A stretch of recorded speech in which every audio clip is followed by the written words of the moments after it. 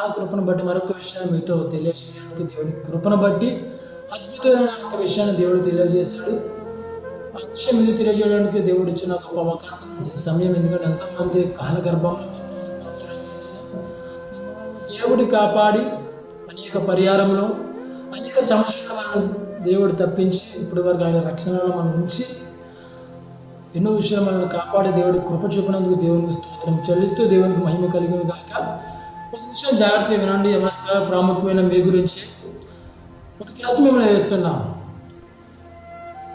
ఏమిటి ఆ ప్రశ్న అంటే, మీరు నలుగురు మధ్య ఉన్నప్పుడు మీ క్యారెక్టర్ బయలుపరచబడతాదా? రహస్యముగా ఉన్నప్పుడు మీ క్యారెక్టర్ బయలుపరచబడబడతాదా? ఈ ప్రశ్న మీకే. తెలుసా, చాలామంది ఎవరు అనుకుంటారు అంటే, నేను నలుగురి మధ్య ఉన్నప్పుడు మంచిగా ఉంటారు, క్యారెక్టర్ మంచి క్యారెక్టర్గా అనిపిస్తుంది, ప్రవర్తన మంచి ప్రవర్తన ఉంటుంది ఎప్పుడు నలుగురి మధ్య ఉన్నప్పుడు. కానీ రహస్యంగా ఉన్నప్పుడు చాలా వినాలి. రహస్యంగా ఉన్నప్పుడు నీ ప్రవర్తన నువ్వు వివరించలేవు. ఎందుకంటే రహస్యంగా ఉన్నప్పుడు నీ ప్రవర్తన నీకే తెలియాలి. ఒక విషయం నేను మీకు బాగా గమనించగలిగితే, లూకా సువార్త 12వ అధ్యాయం 2వ వచనాన్ని మీరు చదవగలిగితే, మరుగైనదేదియో బయలుపరచబడకపోదు, రహస్యమైనదేదియో తెలియబడకపోదు. మరొకసారి గమనించాలి. మరుగైనదేది బయలుపరచబడకపోదు, రహస్యమైనది మరొకసారి ఉండాలి, రహస్యమైనది తెలియబడకపోదు. ఈ విషయాన్ని ఎందుకు తెలియజేస్తున్నాండి? యవనస్థ ప్రాముఖ్యం, యవనస్థ వినవలసిన ముఖ్యమైన విషయం ఏంటి? ఆ విషయం ఏంటంటే, ఇంకొక వచనం మీకు చదివి వినిపించి నేను క్లారిటీగా వివరిస్తాను, జాగ్రత్తగా వినండి. ప్రసంగి 11వ అధ్యాయం 9వ వచనం మనం చదవగలిగితే, యవ్వనుడాన్ని యవనమందు సంతోషపడుము, నీ యవన కాలమందు నీ హృదయమును సంతుష్టిగా ఉండనిమ్ము, నీ కోరిక చొప్పునను నీ దృష్టి యొక్క ఇష్టము చొప్పునను ప్రవర్తింపుము. అయితే వీటన్నిటిని బట్టి దేవుడు నిన్ను తీర్పులోనికి తెచ్చిన నీ జ్ఞాపకము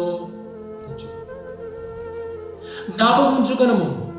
నీ రహస్యముగా పాపము చేసినను, మనుషులకు రహస్యముగా, మనుషులు తెలియకపోవచ్చు నువ్వు రహస్యంగా పాపం చేస్తే. నీ ఇంట్లో రహస్యముగా నీ ఫోను తెరిచి నువ్వేం చూస్తున్నావో మనుషులకు తెలియకపోవచ్చు.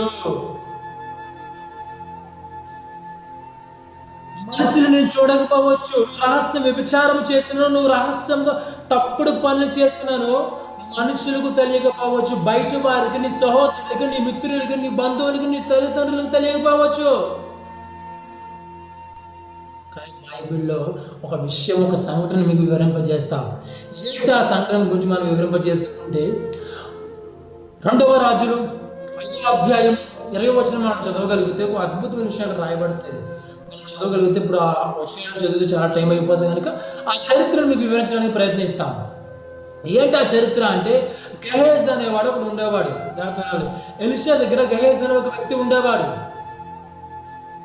ఆ వ్యక్తి ఏం చేసిన పొరపాటు ఏంటి తెలుసా?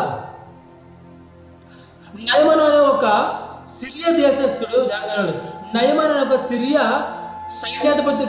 దేశానికి సంబంధించిన ఒక సైన్యాధిపతి ఉండేవాడు.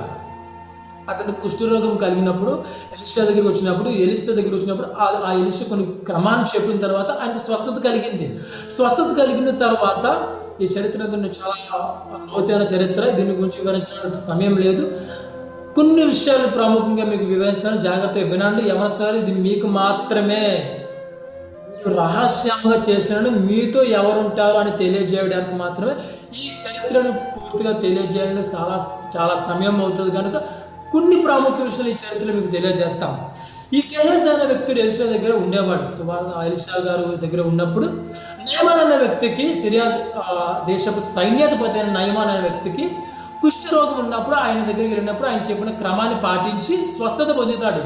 స్వస్థత పొందిన తర్వాత నయమానుకి ఒక ఆలోచన కలుగుతుంది, నన్ను స్వస్థపరిచిన అంటే నాకు చెప్పిన క్రమాన్ని నేను పాటించి స్వస్థతకు పొందాను కనుక ఎలీషా గారికి కొన్ని బహుమతులు ఇవ్వాలని, కొన్ని ప్రాముఖ్యమైన వాటిని ఇవ్వాలని కోరుకుంటూ కొన్నిటిని ఎలీషా గారికి చెబుతాడు. నేను నీకు ఇలా అనుకుంటున్నాను, మీరు ఏమంటారు అని ఎలీషా గారు అడిగినప్పుడు, నాకు ఏమవుతుంది కానీ నువ్వు తీసుకెళ్ళిపో, నాకు అవసరం లేదు, నేను స్వస్థపరిచిన దేవుడే, నాకు అవసరం లేదని ఎలీషా గారు తిరస్కరించి తిరస్కరించి నాకు అవసరం లేదు తీసుకువెళ్ళిపో అంటే వెళ్ళిపోతాడు.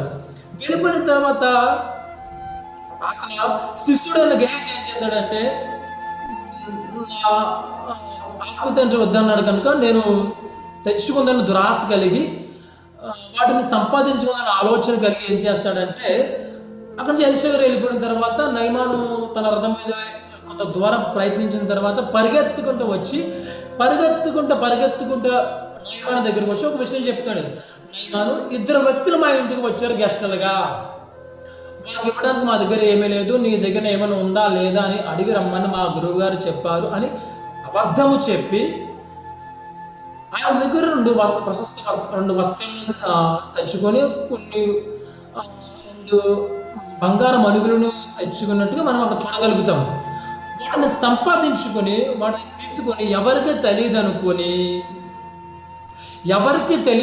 తన దారాలో వాటిని పాతి పెట్టేశాడు.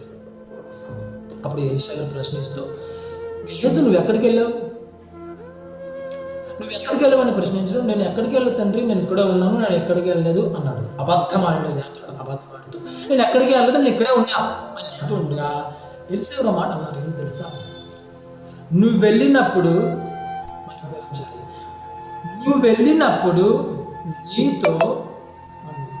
నీతో నా మనస్సాక్షి రాలేదా? అక్కడ మనం ఆ విషయం చదవగలిగితే, నయమాను కలిసికొంటూ పోవచ్చుండగా నయమాను తన వెనక నుండి పరిగిన వచ్చుచు వారిని చూచి తన రథం మీద నుండి దిగి వారిని ఎదుర్కొని క్షేమమా అని అడిగాను. అతడు క్షేమమే అని చెప్పి, నా యజమానుడు నా చేత వర్తమానము పంపి ప్రవక్తల శిష్యులలో 2 యవ్వనులు ఎఫ్రాయిము మన్యము నుండి నా యొద్దకు ఇప్పుడే వచ్చారు కనుక నీవు వారి కొరకు 2 మనుగుల ఎండియో 2 దుస్తుల బట్టలను దయచేయమని సెలవిచ్చుచున్నాడని అబద్ధం చెప్పి, అందుకు నయమాను అన్నాడు అన్నమాట, నీకు అనుకూలమైతే రెట్టింపు వెండి తీసుకోవడమని బతిమాలి 2 సంచులలో 4 మనుగులు ఎండి కట్టి 2 దుస్తుల బట్టలను ఇచ్చి తన పనివారిలో 2 మీద వాటిని వేయగా వారి గేహజీ ముందర వాటిని మోసుకుని పోయారు. మెట్ల దగ్గరికి వారు రాగానే వారి యొద్ద నుండి గేహజీ వాటిని తీసుకుని ఇంటిలో దాచి వారికి సెలవేగా వారు వెళ్ళిపోయారు. అతడు లోపలికి పోయి తన యజమాని ముందర నిలవగా ఎలీషా వారిని చూచి, గేహజీ నువ్వు ఎచ్చటి నుండి వచ్చేటివని అడిగినందుకు వాడు, నీ దాసుడినైనా నేను ఎచ్చటికి పోలేదనను. అంతటి ఎలీషా వానితో, ఆ మనుషుడు తన రథము దిగి నిన్ను ఎదుర్కొన్నట్టుకు తిరిగి వచ్చినప్పుడు నా మనసు నీతో కూడా రాలేదా? ఈ చరిత్ర మనం చదవగలిగితే, నువ్వు రహస్యముగా వెళ్ళావని ఎవరికి తెలియకపోవచ్చు, కానీ నా మనస్సాక్షి, దేవుని మనస్సాక్షి, నువ్వు రహస్యముగా నీ ఇంటిలో ఫోనోగ్రాఫ్ చూసి నీ ఫోన్లో ఆ హిస్టరీ డిలీట్ చేసామనుకుంటున్నావేమో, అది మనసులో చూడకూడదని హిస్టరీ డిలీట్ చేసామనుకుంటున్నావేమో, నీ హిస్టరీ దేవుడి దగ్గర ఉంది. ఆయన కన్నులు నీతో ఉన్నాయి, ఆయన మనస్సాక్షి నీతో ఉంది, ఆయనే నీతో ఉన్నాడు అంటున్నాడు. నువ్వు రహస్యముగా పాపం చేసి ఎవరు చూడట్లేదు అనుకుంటున్నావేమో, నీ రహస్య పాపములు దేవుడి దగ్గర కనబడతాయి ఒక దినాన్న. యవనస్తులెదురికి హెచ్చరిక, ఇది పరిశుద్ధాత్మ ధరణికి హెచ్చరిక చేస్తున్నా. నువ్వు రహస్యమందు పాపము చేసినను, మనసులో చూడట్లేదని వ్యభిచారం చేసినా, నీ ఫోన్లో ఫోనోగ్రాఫ్ చూసినా, అశ్లీల చిత్రాలు చూసినా, అనేక ఆక్షేపకరమైన పదాలను ఉపయోగించి నువ్వు మాట్లాడిన నీ ఫోన్లో మనసులో చూడకపోవచ్చు, నీ తల్లిదండ్రులు చూడకపోవచ్చు, నీ మిత్రులు చూడకపోవచ్చు, కానీ రహస్యమందున్న దేవుడు నీ రహస్య పాపములను చూచుచున్నాడని లోక సువార్తలో రాయబడిన విషయాన్ని గమనించు. యవనస్తులకు స్వేచ్ఛ గలదు, యవనస్తులకు ఫ్రీడమ్ గలదు, యవనస్తులకు అన్ని విషయాల సౌకర్యం గలదు, అన్ని విషయాల ఫ్రీడమ్ ఉంది. కానీ ఏవి చేయి తగనివో వాటన్నిటిని కూడా దేవుడు నీకు తెలియజేస్తాడు. జాగ్రత్త. నువ్వు రహస్యంగా పాపం చేసినప్పుడు మనసులో చూడకపోవచ్చు, కానీ దేవుడి కను దృష్టి నీ మీదే ఉంది. గేహజీ రహస్యంగా పాపం చేశాడు. ఎలీషా వద్ద మాటను ధిక్కరించి రహస్యంగా సంపాదించుకుని దారిలో దాచిపెట్టినా సరే అది ఎలా తెలిసింది? నా మనస్సాక్షి నీతో కూడా రాలేదా? దేవుడు అంటున్నాడు, నా మనస్సాక్షి నీతో కూడా ఉండలేదా? నా పరిశుద్ధాత్మ నీతో కూడా ఉండలేదా? నా కనులు నేను గమనించట్లేదా? రహస్యమందు ఏదైనా నాకు బయలుపరచబడక పోదు. జాగ్రత్త యవనస్తులారా, రహస్యమందు మీరు పాపం చేసి అది ఎవరికి తెలియట్లేదని మీరు తప్పిదను కప్పుకొని పశ్చాత్తపడకుండా మీరు జీవిస్తే మీకే జాగ్రత్త, నశించిపోతారు. నీ అతిక్రమమును ఒప్పుకో, నీ పాపాన్ని ఒప్పుకో. ఇప్పటికైనా సమయం ఉంది. నీ అతిక్రమమని నీ పాపాన్ని ఒప్పుకొని పశ్చాత్తపడితే దేవుడు ఇప్పటికైనా నిన్ను క్షమించడానికి రెడీ. రాష్ట్రం వచ్చిన మన పాపములు ఎవరికి తెలియపోయినా సరే దేవుడు చూస్తున్నాడనే విషయం మీరు గమనిస్తే, దేవుడు చూస్తాడనే విషయాన్ని మీరు గమనించగలిగితే, దేవుడు కనుదృష్టి మన మీద ఉందనే విషయం మీరు గమనించగలిగి మీరు హృదయంలో ఉంచగలిగితే మీ రహస్య పాపం చేయడానికి మీరు భయపడతారు. అపవాది ప్రేరణ కలిగించవచ్చు, కానీ దేవుడు ఆత్మ ప్రేరణ కలిగి ఉంటుంది. అది పాపము. నువ్వు రహస్యంగా ఉన్నావు, జాగ్రత్త. నువ్వు ఒంటరిగా ఉన్నావు, నీ ఫోన్లో నువ్వేం చూస్తున్నావో జాగ్రత్త అని పరిశుద్ధాత్మ దేవుడు అనుదినము నిన్ను హెచ్చరిస్తాడు. నువ్వు ఆ హెచ్చరిక మాటని వినకపోతే నష్టపోతావు. నిన్నే ప్రశ్నిస్తున్నావు, నిన్ను ఎవరిస్తున్నా, మిమ్మల్ని అడుగుతున్నా ఒక ప్రశ్న. మనుషులకు తెలియకూడదని అనుకున్న నీవు మనుషుల కళ్ళును కప్పవచ్చు, కానీ నీ తల్లిదండ్రుల కళ్ళును, నీ స్నేహితుల కళ్ళును, నీ బంధువుల కళ్ళును కప్పవచ్చు, కానీ రహస్యమందున్న దేవుడి కనుదృష్టి నువ్వు కప్పలేవు. రహస్యము జరిగిపోతుంది అనుకున్నాడు గెహేజ్. రహస్యంగా ఈ పని అయిపోతుంది అనుకున్నాడు గెహేజ్.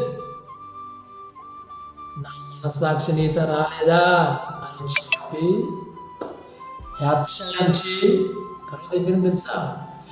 ఏ నయమానికత కుష్ఠరోగం తెల్లగా ఉందో, ఏ నయమానికత కుష్ఠరోగంతో ఉన్నాడో ఆ వ్యక్తి కుష్ఠరోగం స్వస్థత పొందిన తర్వాత ఆ వ్యక్తి పోయిన కుష్ఠరోగం గెహేజీ మీద తప్పించుకున్నాడు. కారణం తెలుసా? రహస్యం చేసిన పాపం ఎవరికి తెలియదు, రహస్యంగా వెళ్ళిపోతుంది, రహస్యం జరిగిపోతుంది పాపం అనుకున్నాడు. కానీ దేవుడు కనుదృష్టి నీ మీద ఉంటుందని మర్చిపోకు. దేవుడు రహస్యంగా నువ్వు చేసిన ప్రతి పాపాన్ని చూస్తాడని మర్చిపోకు. రహస్యంగా చేసిన నీ పాపాన్ని విడిచిపెట్టు. రహస్యంగా చేసిన నీ తప్పుదని విడిచిపెట్టుకో. ఒక సామెతలో ఒక మాట ఉంటుంది, సామెతలో కీర్తనలు తెలియదు కానీ, అతిక్రమం మీ పాపములు మీరు ఒప్పుకున్నప్పుడు మీరు క్షమాపణ పొందుదని ఉంటుంది. మీరు క్షమాపణ పొందాలంటే మీ పాపములు ఒప్పుకోవాలి. ఎవరికి తెలియలేదులే, ఎవరు చూడలేదులే, ఎవరు చూడట్లేదులే అని విపరీతమైన పాపములు పడుతున్నావేమో. విపరీతంగా నీ ఫోనోగ్రాఫ్ను చూస్తున్నావే ఫోన్లోని, విపరీతంగా చెడు మెసేజ్ చేస్తున్నావేమో ఫోన్లోని, విపరీతంగా అశ్లీల చిత్రాన్ని చూడగలుగుతున్నామేమో ఫోన్లోని. జాగ్రత్త, ఇది నీ కోసమే. నువ్వు రహస్యముగా చేసినాను, నువ్వు రహస్యముగా దాచాలనుకున్నాను, అది బయటకి తెచ్చే క్షణం ఒకటి వస్తుంది. జాగ్రత్త. ఇప్పుడే నేను తప్పిదం నీ పాపాన్ని ఒప్పుకోవు. వస్తున్నారా? నువ్వు రహస్యం చూసినాను, ఆ తప్పిదం నీ మీదకి రాకూడదంటే ఇప్పుడే నువ్వు క్షమాపణ కోరుకో. ఇంకెన్నటికీ రహస్యంగా పాపము చేయకో. గెహేజీ కలిగిన స్థితి నీకు కూడా కలుగుద్ది. కుష్ఠరోగం. గెహేజీ ఆనాడు కుష్ఠరోగానికి కారణం ఏంటి తెలుసా? తన మీద రావడానికి కారణం ఏంటి తెలుసా? రహస్యము చేసిన ఆ పాపమే. నువ్వు రహస్యముగా పాపం చేస్తే ఏదో ఒకటి కోల్పోతావు. నేను చెప్తున్నాను, నువ్వు రహస్యంగా పాపం చేసి ఎవరిగా తెలియట్లేదు అనుకుని రహస్యం ఇంకా పాపం చేసావు. ఈ రోజు నుంచి మానుకో, తప్పిదని ఒప్పుకో. గెహేజీ కలిగిన నష్టమే, గెహేజీ కలిగిన అనారోగ్యమే నీకు కలిగిపోతావు. జాగ్రత్త. యవనస్తులారా, ఈ రోజు నుంచి సరే మీ రహస్య పాపములు ఎవరు చూడట్లేదు అనుకోకో. రహస్యం అంది చేయి ప్రతి పని నాకు తెలుసు అంటున్నాడు దేవుడు. జాగ్రత్త. ఈ వీడియో మాత్రం జాగ్రత్తగా విని మీరు దేవుని సన్నిధిలో యథార్థంగా బ్రతకండి. దేవుడి కోరుకున్నది అదే. సెలవు తీసుకుంటాం. మరొక విషయాన్ని మీకు బయలుపరచడానికి దేవుని మహాకృపను బట్టి మీరందరూ ప్రార్థన చేయండి. దేవుడు అనేక విషయాలు నా ద్వారా తెలియజేయడానికి మీ ప్రార్థన, మీ సపోర్ట్ కావాలి. మీరు నా ఛానల్ని మీరు సబ్స్క్రైబ్ చేసుకొని మీరు నాకు సపోర్ట్ చేయగలిగితే అనేక అద్భుతమైన విషయాలను బోధించడానికి, అనేక రహస్యములు యవనస్తుల గురించి బయలుపరచడానికి, యవనం ఎంత ప్రాముఖ్యమైన అనేక విషయాలు తెలియజేయడానికి దేవుడు కృప చూపుతాడు. దయచేసి నా ఛానల్ మీరు గుర్తు చేసుకోండి. యూట్యూబ్ ఛానల్ అభినయ దర్శన్ ఉంటుంది. ఇన్స్టాగ్రామ్ ఛానల్ అభినయ దర్శన్ ఉంటుంది. వీళ్ళు సబ్స్క్రైబ్ చేసుకోండి, లైక్ చేయండి, ఫాలో అవ్వండి. అనేక విషయాలు, అనేక అప్డేట్, మీకు అనేక విషయాలు మీ ముందుకి తరచుగా రావాలంటే మీరు నన్ను సపోర్ట్ చేయమని కోరుకుంటూ ఇంకా సెలవు తీసుకుంటూ ప్రైజ్ లార్డ్. దేవుని మహాకృప మీ ఎందుకు తోడే ఉండిన గాక. బలమైన విలువగా, బలమైన ఆయుధంగా వాడుకొని అనేక మందికి దేవుని సువార్త ప్రకటించే రీతిగా గాక.